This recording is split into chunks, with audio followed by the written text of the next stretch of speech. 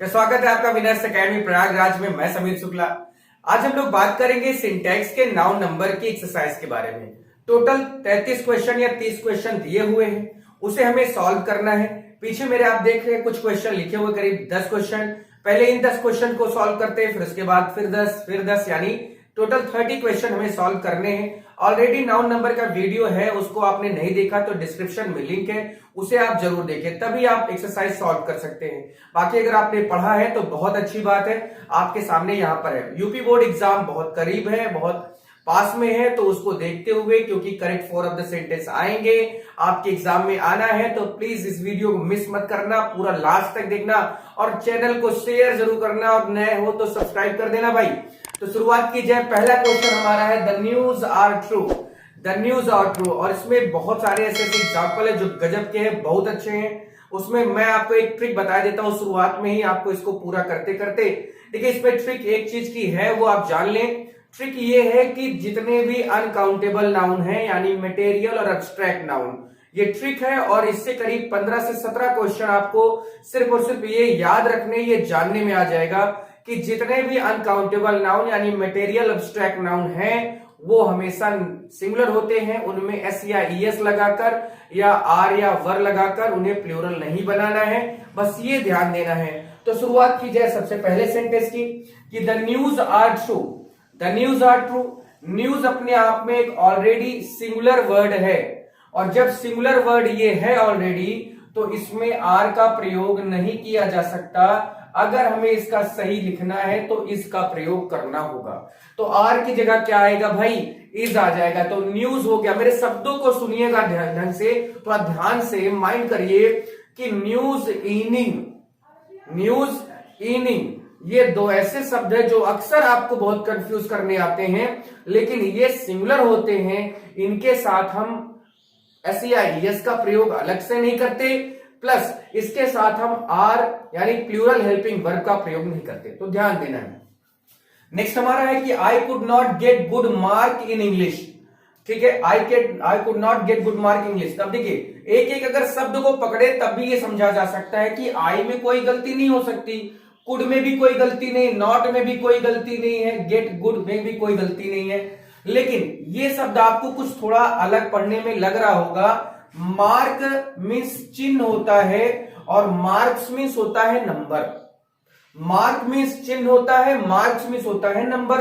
तो I could not get good marks in English होना चाहिए, और जैसे ही आप ये देखते हैं ये आपको क्लियर हो जाता है। और नाउन एक ऐसा टॉपिक है, नाउन नंबर एक ऐसा टॉपिक है जो आज ही नहीं, आने वाले जितने आप कंपटीशन के लेवल का एग्जाम दे दें या आप 12th का एग्जाम दे दें, नाउन नंबर से 2-3 क्वेश्चन फिक्स होते हैं। आप इसको लिख लीजिए मेरी बात को। नेक्स्ट हमारा है कि 10 sheep आर ग्रेजिंग ग्रास। देखिए गलत सेंटेंस अगर सही तरीके से लिखा है तो वो पढ़ने में अच्छा लगता है, सही भी लगता है, लेकिन गलत होता है। गलत को गलत ही कहा जाएगा, उसको कितना भी आप सजा दे, कितना भी अच्छा लिख दे। अब देखिए यहां पर रूल होता है एक कि भैया सीप, डियर, स्वाइन, पाइक, कॉड, मैकरल, ये ऐसे वर्ड है। सीप मीन्स भेड़ होता है, डियर मीन्स हिरन होता है, स्वाइन मीन्स सुअर होता है।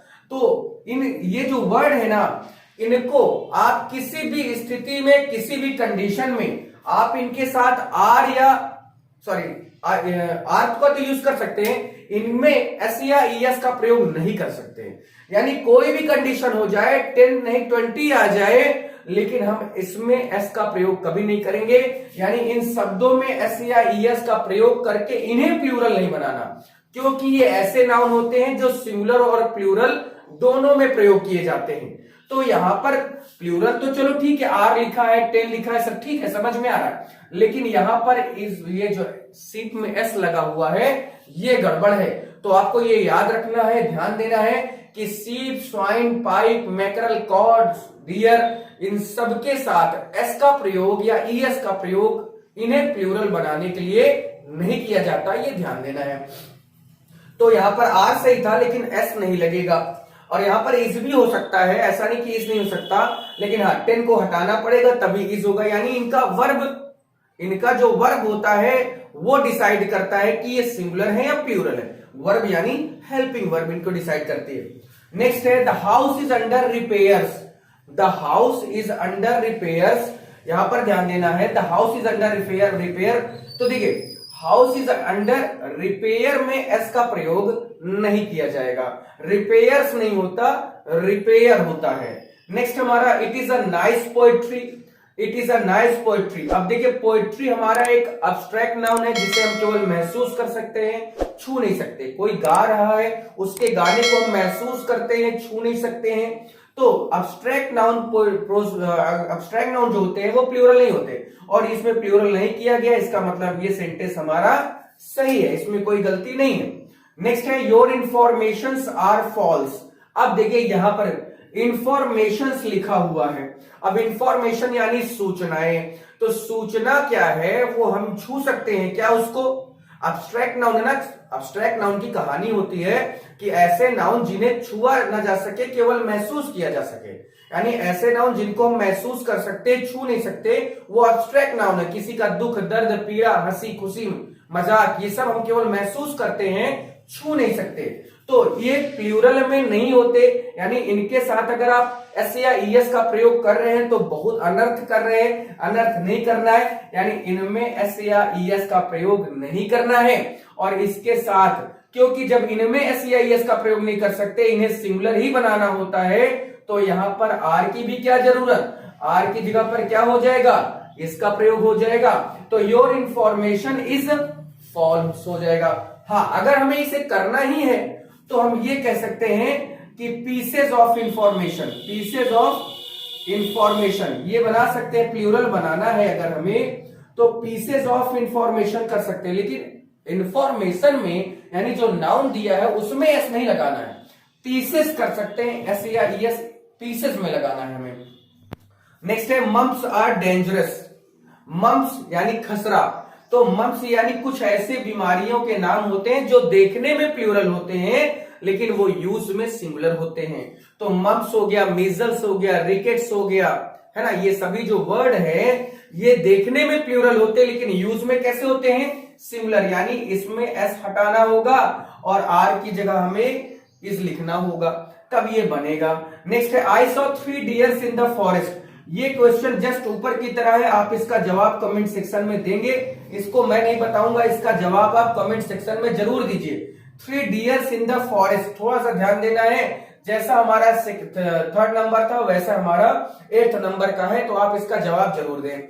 नेक्स्ट हमारा है full many of flowers are born to blush unseen. एक बात, एक ट्रिक याद रखिएगा, ट्रिक क्या है कि जब भी मेनी ए आ जाता है, मेनी ए आ जाता है तो हमेशा सिंगुलर नाउन होता है प्लस सिंगुलर वर्ब होता है, यानी सब्जेक्ट भी हमारा सिंगुलर होगा, वर्ब भी हमारी सिंगुलर होगी। लेकिन अगर मेनी होता, केवल मेनी ए की जगह मेनी होता तो plural noun plus plural verb होता है। इसी तरह से सर्टेन की बात होती है कि सर्टेन जब आएगा और सर्टेन के बाद ए आ जाता है तो singular noun plus singular verb, लेकिन अगर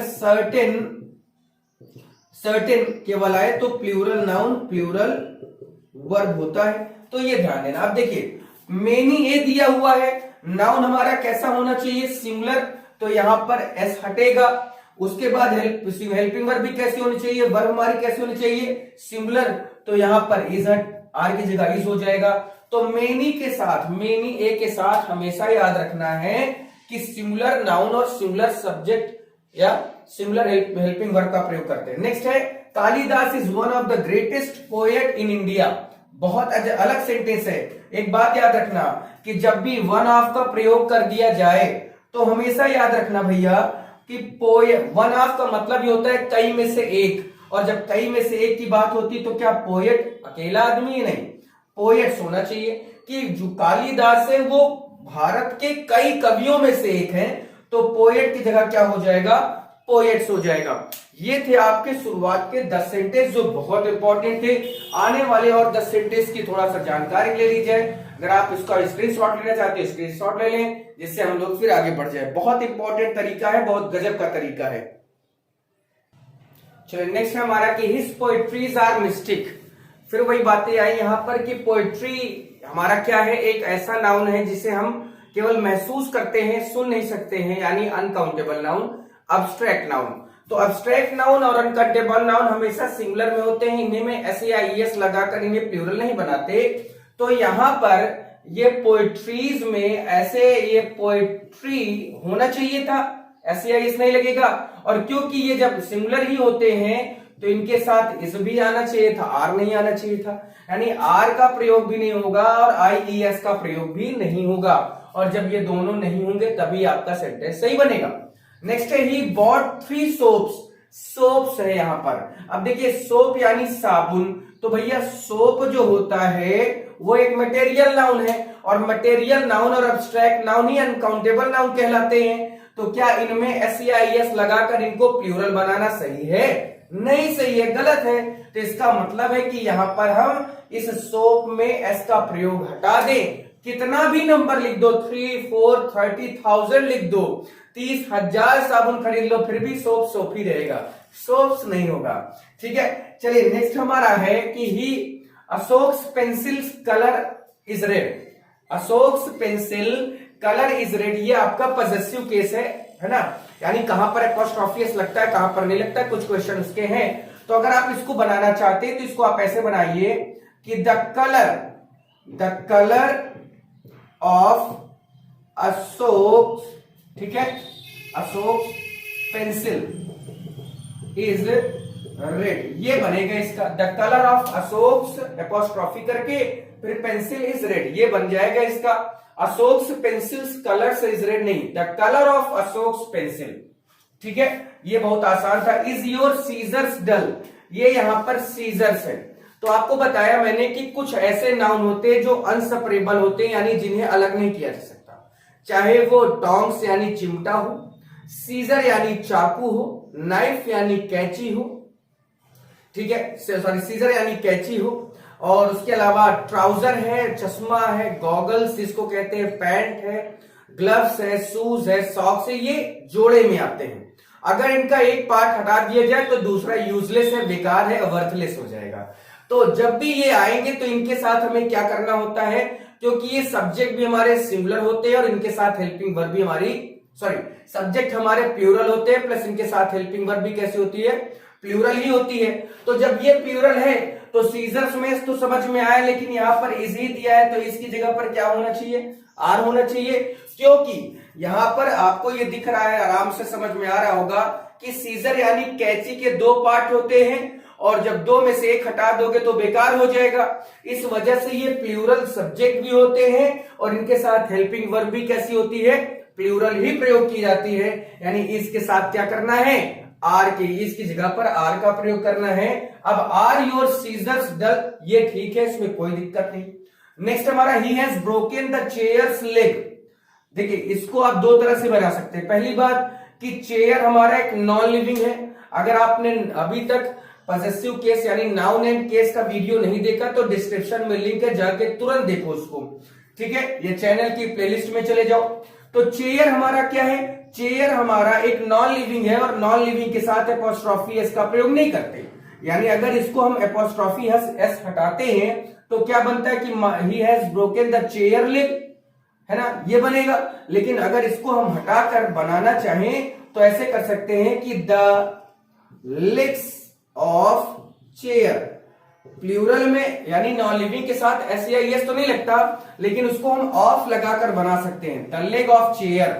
ठीक है, जैसे हमने कहा कि यहां पर तो अगर होता पेंसिल्स कलर तो द कलर ऑफ पेंसिल होता, क्योंकि पेंसिल एक नॉन लिविंग है तो पेंसिल्स कलर ना होके कलर ऑफ पेंसिल हो जाता। ठीक है, तो यहां पर यही देखना है। नेक्स्ट हमारा gymnastics are good for health. तो जिम्नास्टिक क्या है, मैंने आपको ये भी बताया कि कुछ नाउन ऐसे होते हैं जिनमें ICS लगा होता है। ICS जैसे mathematics, physics, economics, genetics, poetics, उसी तरह से जिम्नास्टिक्स। तो ICS लगे होने से इसका ये मतलब नहीं कि ये प्लूरल है, ये देखने में प्लूरल होते लेकिन यूज में कैसे होते भैया, सिंगुलर। तो आर की जगह क्या कर दोगे, इसका प्रयोग कर दो, आराम से बन जाएगा। नेक्स्ट हमारा एक lights travel faster than sounds. अब देखिए लाइट के 2 तरह से यूज होते हैं। लाइट माने एक होता है प्रकाश, ठीक है, प्रकाश, लेकिन जो लाइट्स होता है इसका मतलब होता है प्रकाश करने वाली वस्तु, प्रकाश करने वाली वस्तु होता है। अब ये बताओ कि हम इसकी बात कर रहे हैं कि वस्तु की बात कर रहे हैं। ऑब्वियस सी बात है, हम प्रकाश की बात कर रहे हैं। तो यहां पर आप एस को हटाएं और यहां पर साउंड, क्योंकि साउंड हम क्या करते हैं, सुनते हैं तो महसूस करते हैं, छू नहीं सकते, तो यहां पर आपको एस भी हटाना होगा। नेक्स्ट है the poet and scholar are dead. बहुत अच्छा रूल है, बहुत गजब का रूल है। याद रखना है कि अगर एंड से दो सब्जेक्ट जुड़ रहे हो, एंड से दो सब्जेक्ट जुड़ रहे हो और केवल पहले वाले के पहले द का प्रयोग किया गया हो, तो इसका मतलब है कि जो सब्जेक्ट दोनों हैं जिन्हें हम अलग अलग मान रहे हैं, वो दोनों ही एक व्यक्ति हैं। कब? जब सब्जेक्ट केवल द पहले वाले के पहले लगा होगा। तो द पोएट एंड स्कॉलर, यानी जो आदमी पोएट है वही आदमी स्कॉलर भी है। तो जब हमारे दोनों आदमी एक ही है तो यहाँ पर आर की क्या जरूरत है, इज होना चाहिए। या तो इसको और बनाना था तो the poet and the scholar कर देते, तो पोएट अलग आदमी था, स्कॉलर अलग आदमी था, यहां पर आर सही था। क्योंकि पहले वाले के पहले ही दा लगा हुआ है, इस कारण से पोएट और स्कॉलर दोनों आदमी हैं। क्या एक आदमी दोनों स्थान नहीं ले सकते, या एक आदमी दो दो पोस्ट नहीं ले सकते, एक आदमी दो दो काम नहीं कर सकते? बिल्कुल कर सकते हैं। तो यहां पर ये देखना है कि अगर एंड से जुड़ा हुआ है दो सब्जेक्ट, तो पहले वाले के पहले अगर दा लगा है, यानी शुरुआत में ही दा लगा, तो इसका मतलब दोनों एक ही व्यक्ति और इज होना चाहिए। अगर दोनों में के पहले दा लगा होता तो यहां पर आर था और अलग अलग व्यक्ति थे, सही था। नेक्स्ट हमारा the committee has arrived at this decision in their, यहां पर थोड़ा सा मिट गया है, in their own interest, in their own interest. तो the committee has arrived in their own interest, इस सेंटेंस में क्या होना चाहिए कि कमेटी अपने इंटरेस्ट पर, यानी जो उन्होंने डिसीजन अपना दे दिया।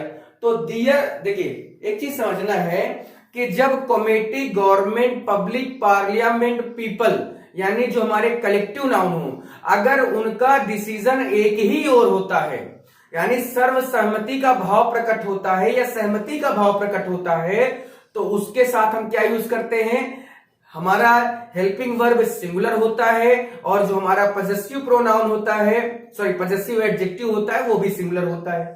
अब यहां पर देखिए, और अगर अलग अलग भाव प्रकट होता है, सहमत नहीं है, तो फिर हेल्पिंग वर्ब भी प्लूरल और हमारा पजेसिव एडजेक्टिव भी प्लूरल। तो देखिए भाई, हैज तो समझ में आता है, चलो ये, क्योंकि उन लोगों ने अपने इंटरेस्ट के साथ अपना डिसीजन एक सर्वसम्मति का भाव प्रकट कर दिया, या सब उस डिसीजन से सहमत है, ये दिखा दिया। तो यहां पर ये जो पजेसिव प्रोनाउन है, पजेसिव जो एडजेक्टिव है, ये दियर ना होके क्या होना चाहिए, हिज होना चाहिए ना। दियर कब होता, अगर यहीं पर arrived at this decision in their own interest, अगर यहां पर हैव यहां होता, अगर यहां हैव होता तो यहां पर दियर प्रयोग हो सकता था, लेकिन हैज है तो यहां हिज का प्रयोग होना चाहिए। या अगर इससे अच्छा भी कोई समझा सकता है, इससे अच्छा कोई डिसीजन दे सकता है, तो आप उसको कमेंट में जरूर लिखें, मैं उसको जरूर पढ़ूंगा, देखूंगा, समझूंगा और जानूंगा, देखने की पूरी कोशिश होगा। तो देखिए यहां पर यही बातें हैं कि कमेटी ने अपना जो डिसीजन था अपने पूरे इंटरेस्ट के साथ उन्होंने दिया है, तो इसमें सर्वसम्मति का ही भाव प्रकट हो रहा है, और जब सर्वसम्मति का भाव प्रकट हो रहा है तो इसका मतलब helping verb plus possessive adjective दोनों ही सिंगुलर होने चाहिए। तो फिर देखिए, अब इसमें और ऐसा कुछ भी सेंटेंस नहीं है जो बहुत दिक्कत करे, आप आराम से इसको कर सकते हैं। नहीं आ रहा है तो बिल्कुल आप व्हाट्सएप पे मैसेज करिए, या आप कमेंट में ही मैसेज करें कि सर मुझे ये क्वेश्चन बताएं, नहीं आ रहा है। Of course I will tell you, I will clear your question, I will sure give you an answer. तो प्लीज आप इसको जरूर शेयर कर दें और पूरी क्वेश्चन एक्सरसाइज को देखें, समझें, और अगर तब भी कोई दिक्कत हो तो जरूर मैसेज करें, कमेंट करें, कॉल करें, कोई दिक्कत नहीं है। प्रीवियस वीडियो में मैंने अपना नंबर दिया है, आप उस पर भी जाके देख सकते हैं। फिर देखते हैं, आज के लिए इतने रखते हैं। थैंक यू और थैंक्स फॉर वॉचिंग।